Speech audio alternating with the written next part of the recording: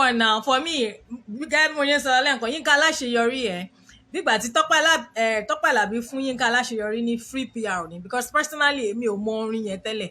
orin onídùúró èmi ò mọ as orin Yínká Aláṣeyọrí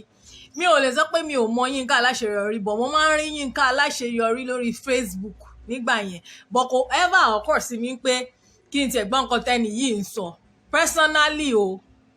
welcome thank you for joining me personally o mi ò kò occur sí mi rí kí n pé mo fẹ́ lọ máa gbọ́ orin Yínká Aláṣeyọrí orin onídùúró tèmi mọ̀ Ṣọlá Allyson ló kọ but now people are saying that Yínká Aláṣeyọrí ni Tọ́pẹ́ Àlàbí ń bá wí but you know quick one ṣá nígbà tí mo wà ní school way back nígbà tá a wà ní university mo ní lecturer kan gbà yẹn Mr. Ricky only God knows where he is right now Mr. Ricky máa ń sọ wípé àwa Yorùbá wípé reason tí a ṣe gbọ́ òyìnbó dáadáa insult ni o Mr. Ricky Edoman ó ní reason tí a ṣe gbọ́ òyìnbó dáadáa ni wípé a máa interpret Yorùbá directly a máa translate Yorùbá directly sí English títorí ẹ̀ la wípé tá bá ti wá fẹ́ kọ́ a máa wá kọ́ bẹ̀ pé títorí ẹ̀ ni a ṣe ń gbọ́ òyìnbó dáadáa point tí mo jà láti make it so basically èmi ń rò wípé ọ̀rọ̀ tí Tọ́pẹ́ Àlàbí sọ yẹn I think it was out of ignorance I don't want to look at the jealousy aspect of it I want to look at it from okay kíyàn bá sọ̀rọ̀ out of ignorance okay so but mo ṣì máa sọ bẹ́ẹ̀ yẹn tí ọ̀pọ̀ tíyàn bá sọ pé onídùúró according to the way bí Tọ́pẹ́ Àlàbí ṣe interpret nínú fídíò yẹn she's trying to say that onídùúró dàbí stand by àbí alternative àbí like an option because the first statement she made she was like God is more than ó ní pé Ọlọ́run ju onídùúró lọ now you understand I'm not sure that she meant it in a bad way ọmọ kí tí ò yé nǹkan ò bá yéèyàn èèyàn sọ Yorùbá ó wá try láti translate yẹ sí English instead of interpret tó bá interpret ni wàá ní better knowledge of nǹkan tẹ́ni yẹn ń try láti sọ èèyàn tó bá interpret yẹ o lè interpret as guarantor God is our guarantor o lè interpret as advocate kò ṣe pé béèyàn ṣe sọ̀rọ̀ directly ló ṣe máa wá translate because tó bá ṣe bẹ́ẹ̀ yẹn interpretation ni orin náà ọ̀rọ̀ gan interpretation ni o lè gbọ́ nǹkan téèyàn sọ bọ̀ o nídìí láti interpret o lè translate yẹ directly sí English báyẹn do you understand mi ò kàn ṣe pé àbọ̀ ìwé for instance now tí bá fẹ́ kọ topic ńgbà mi sórí bíbá mo máa fẹ́ kọ ní Yorùbá nígbà mi reason tí mo ṣe kí n kọ ní Yorùbá ni wípé translation tí Google máa ń fún mi because you know you can translate it directly to English translation tí English tí Google máa ń fún mi ńgbà mi mo máa wò pé kí leléyìí ẹni tó bá wo translation yẹn mọ́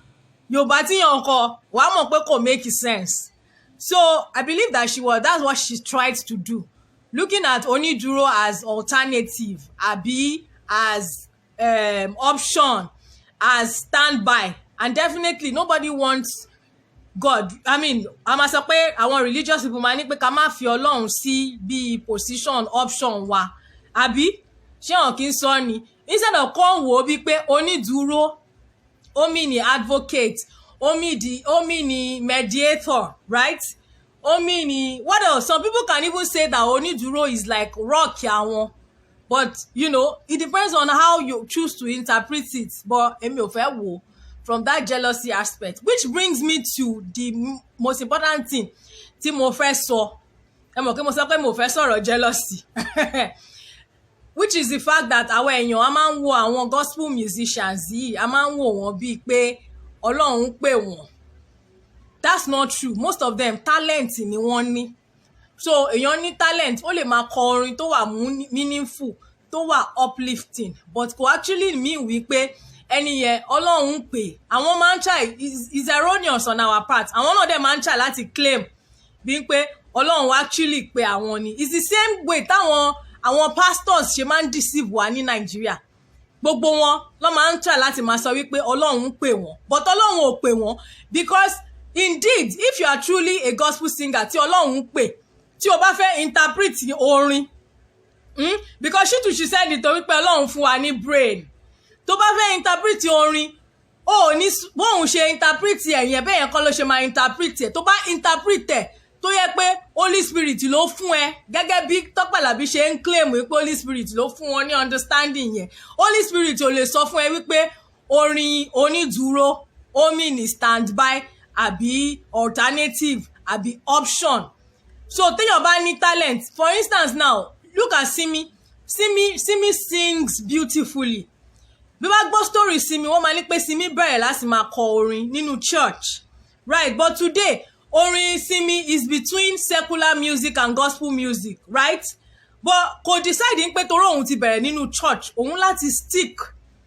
to orin church yẹn so that káráyé lè rò pé o born again and that's the problem we have in Nigeria that hypocrisy some people have that talent honestly tí Tọ́pẹ́ Àlàbí bá kọ orin apart from orin Ọlọ́run with the kind of voice unique voice that she has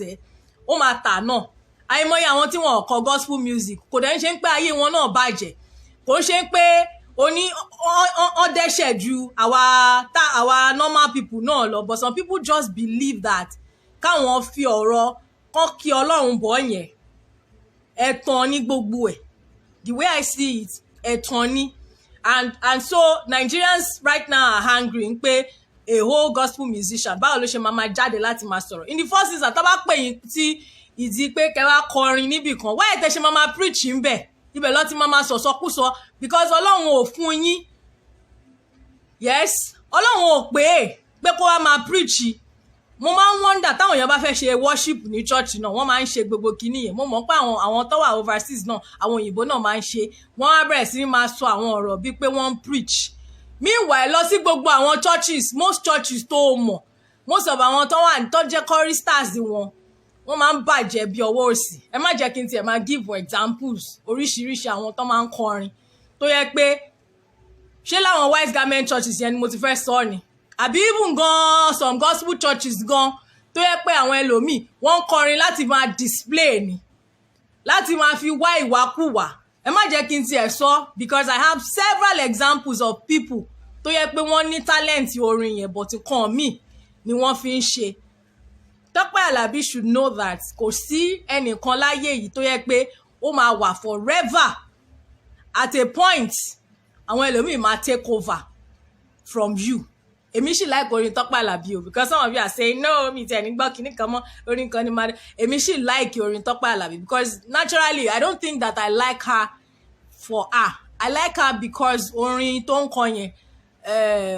ó máa ń minister sí soul ti tèmi I don't know about you guys ó máa ń minister sí soul mi I don't see it as pé okay bóyá it's just the flesh in her you know wọn gbogbo wọn kọrin láti ẹ̀mí bóyá time tó dẹ̀ ń sọ̀rọ̀ yẹn bóyá Holy Spirit ó jáde lára wọn ni because the Holy Spirit bá wà lára ẹ̀ you would know that you are not supposed to criticize someone else's song and for me I do not even see it as pé ó ń criticize orin olórin mo ń rí bí ìgbà tí ẹ pé kíyàn máa bú Ọlọ́run kò máa ṣe pé Ọlọ́run ò kí ń ṣe onídùúró tiẹ̀ because you do not have the right interpretation fún orin fún nǹkan tó ọ̀rọ̀ yẹn even tó bá tiẹ̀ ń ṣe orin yẹn fún that statement onídùúró saying that Ọlọ́run ò kí ń ṣe onídùúró ẹ̀ like God is not my advocate God does not mediate for me God is because that's what it means but she does not understand àìpé tíyàn bá bí mo ṣe wà yìí gan tí mo ṣe ń ṣe show kékèké tí mo ń ṣe tí ayé ò tí ì mọ̀ mí kí tó jáde láti wá sọ̀rọ̀ ó ní àwọn èèyàn tí mo máa ń bá sọ̀rọ̀ ńgbà mi tí máa bèrè lọ́wọ́ pé à nǹkan báyìí o ṣe báwo lẹ ṣe rò ó sí báwo because o lè fẹ́ sọ nǹkan míì ọlọ́mọ yẹn kíyàn sì sọ a lè bọ́ sórí bíbà yìí sí kó yẹ pé rádaràda ni gbogbo ọ̀rọ̀ tá à ń sọ àwọn èèyàn kọ́ máa sọ pé òun sọ rádaràda definitely kò ṣe pé torí àwọn èèyàn sọ pé rádaràda ló ń sọ but basically I'm just saying that before people come out in public to say certain things ó jẹ́ kí wọ́n máa ní àwọn tí wọ́n máa ń fi ọ̀rọ̀ lọ and kò dẹ̀ ń ṣe Tọ́pẹ́ Àlàbí with a lot of scandals tó jẹ́ pé àwọn èèyàn máa ń gbójú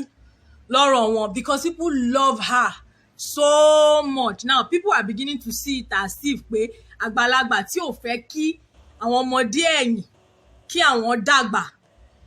it's unfortunate because I don't know what her intention was before kan tó jáde láti wá sọ ọ̀rọ̀ yẹn but giving her the benefit of doubt, èmi kàn ń wò wípé ignorance ni ọ̀rọ̀ yẹn, because tó bá interpret onídùúró as alternative or standby, you may say that is actually a wrong thing to say. Let me see. I love Tope Alabi's song. Abiodun Daniel says, I love Tope Alabi's song. That doesn't mean I should not be honest with my conscience. Yes, Tope Alabi that converted Awilo to gospel song. That one are from there. In fact, there was a song where there was a particular song to call that she was talking about Yahoo.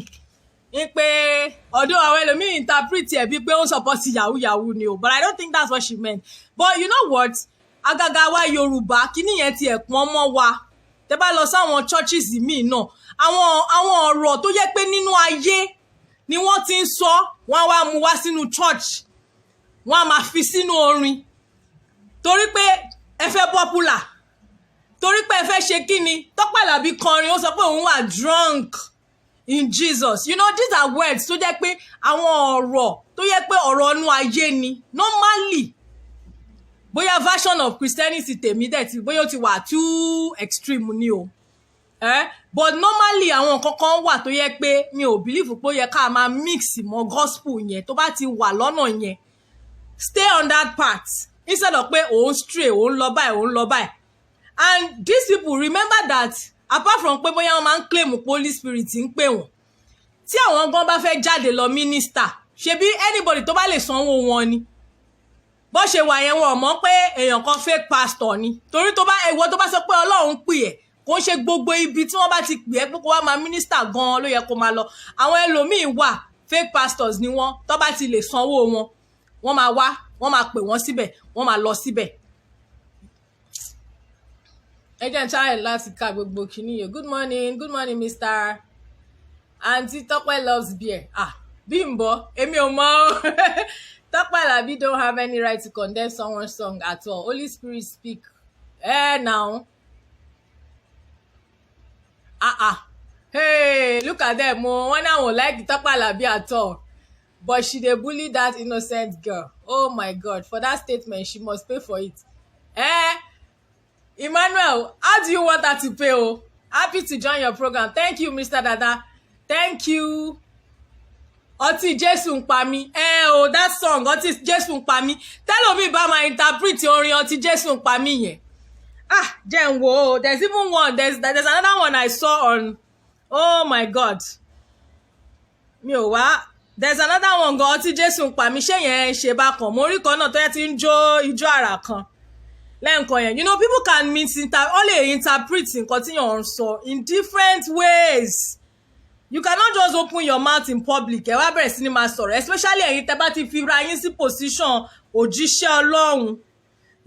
Àwọn èèyàn máa interpret ẹ̀ bákan ni. And this is what I want you guys to just, you guys, gbogbo yín náà, gbogbo wa náà la mọ̀. Most of these people tó máa ń pera wọn ní òjíṣẹ́ Ọlọ́run yẹn, they are not really òjíṣẹ́ Ọlọ́run.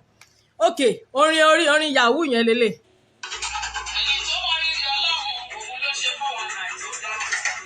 Did you hear that part? Ó ní ẹni tó mọ rírì Ọlọ́run, òun ló ń ṣe 419 tó wait o. Ẹni tó mọ rírì Ọlọ́run, òun ló ṣe 419 tó dá. Ẹni tó mọ Ọlọ́run, àwọn gbogbo ní 419 tó dá. Sori, tó bá fẹ́ ṣe Yahoo tó dá, ṣáma yìí lọ́hùn lóko, kó ṣe Yahoo yìí bẹ́ẹ̀ lórí àmà rẹ̀. Àlékún. Imagine somebody báwo lèèyàn ṣe fẹ́ interpret orin pé ẹni tó lọ mọ Ọlọ́run dáadáa gan òun ló máa ń ṣe 419 tó dáa. Tó bá bẹ́ẹ̀ ṣe Yahoo tó ṣe kinní kan, mo mọ̀ pé ó ń try láti ṣe àpèjúwe ọ̀rọ̀ ni, but the thing is that there are certain words that you shouldn't bring into the gospel. These people need to stop.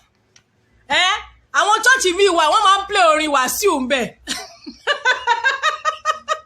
I don't know, there are some, because ordinarily this particular song èmi ò ń gbọ́. Orin Tope Alabi tèmi máa ń gbọ́ àwọn orin tó bá ní jẹ́ ìjìnlẹ̀ Yorùbá ni. I cannot be listening to orin pé ẹni kíní kan tó ṣe kíní kan ní Yahoo. Kí ni correlation between Yahoo 419 àti ọ̀rọ̀ Ọlọ́run tẹ́ ẹ ṣe fi ṣàpèjúwe? Mo mọ̀ pé wọ́n mean in a good way o. but gbogbo kinní yìí náà is just for popularity torí a fẹ́ popular àwa tá à ń jẹ́ blogger náà a fẹ́ popular but ìwọ tó o bá ti gbé ara ẹ̀ jáde wípé òjíṣẹ́ Ọlọ́run ni ẹ́ there are certain things that you should run away from tí wọ́n bá pè ẹ́ gan sí àwọn òde kan wà tí wọ́n máa pè ẹ́ sí tó yẹ pé torí pé o jẹ́ òjíṣẹ́ Ọlọ́run yẹn mọ̀ wípé wọn ò gbọ́dọ̀ rí ẹ́ ń bẹ̀ ò ní lọ àwọn gangan fúnra wọn tí wọ́n ń kọrin Ọlọ́run tọ́nà wọn kọrin Ọlọ́run wọn ò ní discerning spirit láti sọ wípé àwọn èèyàn báyìí ló jẹ́ kí n tẹ̀lé àwọn eléyìí ò kò yẹ kí n tẹ̀lé wọn so for you to now come out láti wá máa condemn nǹkan tí ẹlòmíì ṣe and mo dẹ̀ gbọ́ wípé Tọ́pẹ́ Àlàbí kò ń ṣe first time tí wọ́n máa ṣe lélẹ̀ but basically Nigerians have been ignoring it because people you know when people love you tí wọ́n bá ti fẹ́ràn èèyàn gan àwọn èèyàn máa fi ojú fo àṣìṣe ẹni but a time will come tó yẹ pé no ṣọmọ èèyàn kan mò ń gbọ́ interpretation èèyàn kan ó ní pé àwọn kan wà ògo wọn star ni there is only one star tó kárí gbogbo ayé àwọn kan wà ògo wọn moon ni ó dẹ̀ mọ̀ pé moon pọ̀ rẹpẹtẹ tí moon bí moon ṣe wà yẹn kò lè borí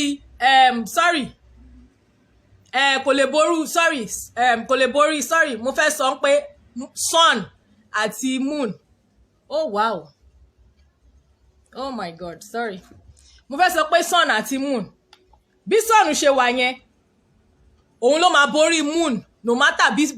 moon yẹn ṣe pọ̀ sí ní ayé yìí but tó bá ti ń ṣe táwọn èèyàn bá ti ń fi ẹ́ sílẹ̀ kò ń ṣe pé kó máa continue láti máa ṣe this same Tọ́pẹ́ Àlàbí do you know the number of scandals tí Tọ́pẹ́ Àlàbí ti ní tí àwọn èèyàn ò jáde sí ṣé lórí ọ̀rọ̀ ọmọ wọn ni àbí lórí ọ̀rọ̀ bàbá Àjànàkú you know so many things by the time tí àwọn bá wá ń ṣe àwọn nǹkan báyìí some people will now go deep into our history wọ́n wá bẹ̀rẹ̀ sí ní máa sọ pé ṣùgbọ́n ẹ̀yin ṣe nǹkan báyìí ẹ̀yin ṣe nǹkan báyìí àwọn ọ̀rọ̀ tí kò gbé ògo Ọlọ́run ga you just stand there Tọ́pẹ́ Àlàbí did not condemn orin Aláṣeyọrí I feel like she condemned God by saying that Ọlọ́run kì í ṣe onídùúró mi you know pride they say goes before a fall.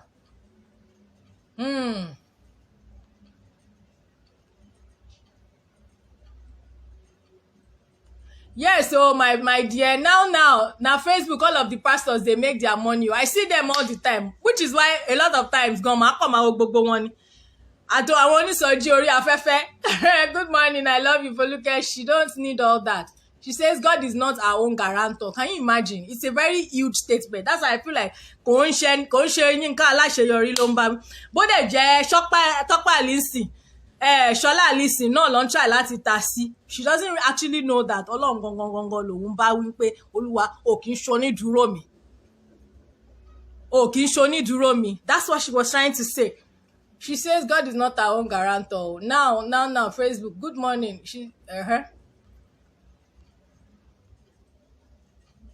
don't need all that o àbí o ẹni tó yẹ pé Tọ́pẹ́ Àlàbí yẹn tó yẹ pé nínú gbogbo àwọn gospel artists tó jẹ́ Yorùbá yẹn tó bá lọ sáwọn platform àwọn streaming platforms yẹn orin ẹ̀ ni wọ́n sì stream jù ṣé láti Audiomack la fẹ́ sọ ni àbí tó bá lọ sí Boomplay go to most of these streaming platforms orin ẹ̀ ni wọ́n sì stream jù so to be honest that's why she máa yẹ wò pé jealous ta ni because she doesn't need it right now she's still there it's just that kò sẹ́ni tó máa ń jẹ́ star forever at a point new people máa dìde tí ìwọ àgbàlagbà gan tí ò bá fẹ́ kúrò fún àwọn new people yẹn wọ́n máa gbá ẹ dànù ni and pàtì ẹ̀rẹ́ níbi tán máa ti máa fẹ́nu kọ because people have said that Tọ́pẹ́ Àlàbí ti condemn orin oríṣiríṣi èèyàn in the past like orin Bùsọ́lá Ọ̀kẹ́ you know look at most of these people tán máa ń kọrin gan wọ́n àwọn gangan fúnra wọn sí nínú ẹ̀mí àtàwọn Lanre Tẹríba and co with 100 baby mamas but some people actually see them as àwọn mentor wọn táwọn máa follow a máa follow ẹ lẹ́ni a máa follow ẹ ọ̀rọ̀ bóyá ẹ̀mí Ọlọ́run gbé nínú wọn but most of them ẹ̀mí Ọlọ́run ó ti jìnnà sí wọn tipẹ́tipẹ́ talent yàtọ̀ sí ẹ̀mí talent yàtọ̀ sí ìpè lánàá mo ṣì ń wo statistics kan tí mo rí lórí the cable entry tí wọ́n sọ wípé wọ́n ìgbà tí wọ́n measure ẹ̀mí ò mọ bó ṣe measure ẹ̀bọ̀ káwọn tó máa ń ṣe study wọ́n ní pé 95% of Nigerians ló máa ń pray daily nígbà tí wọ́n measure ẹ̀ China 5% péré ni yet Nigeria ò tí ì dá people will be there streaming music gospel music wọ́n rò bóyá wọ́n listen to àwọn èèyàn gidi wọ́n rò bóyá wọ́n preach ògo Ọlọ́run fún wọn ṣùgbọ́n àwọn gangan fúnra wọn ìwà wọn ò mọ́ sí anybody it is well o wọ́n ní ká má máa condemn but for me ṣá PR ni fún Yínká Aláṣeyọrí because me I did not even know her nísìnyí mo ti lọ download orin tí mo fẹ́ máa gbọ́. All right guys, see you later. I'm off.